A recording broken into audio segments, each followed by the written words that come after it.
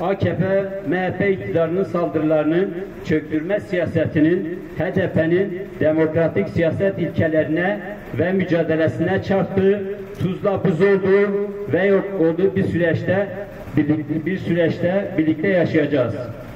Son 2 hafta içinde ilimizde yapılan hukuk dışı gözaltı ve baskınlarla insanların demokratik siyaset hakkına bir saldırı olduğu bilinmelidir.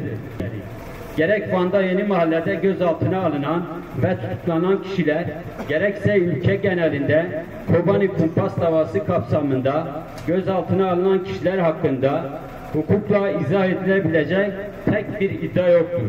Öte yandan il ve ilçe binalarımıza saldıran sistematik bir faşizm yürürlüktedir. AKP-MHP faşizminin hukuku siyasete araç eden yaklaşımı halkı kutuplaştırmakta, keyfi yargılama süreçlerine ve saldırılara alan açmaktadır. Önceki gün Ankara Cumhuriyet Başsavcılığı tarafından parti yöneticilerimiz, belediye eş başkanlarımız, belediye çalışanlarımız, eski parti üye ve yöneticilerimizin de aralarında bulunduğu 91 kişiye yönelik yeni bir siyasi soykırım operasyonu başlatılmıştır. Bu saldırı kapsamında Mersin, Adana, İstanbul, Diyarbakır, Urfa ve Van'ın da aralarında bulunduğu birçok kentte çok sayıda kişi gözaltına alınmıştır. Öte yandan cezaevlerinden her hafta siyasi tutakların ölü bedenleri çıkmaktadır. Türkiye, hukuk ve kişi güvenliğinin olmadığı bir ülkeye dönüştürülmüştür. Birçoğunun bedenindeki işkence ve darp izleri izah edilmemektedir. Adli tıp raporları kamuoyuna açıklanmamaktadır.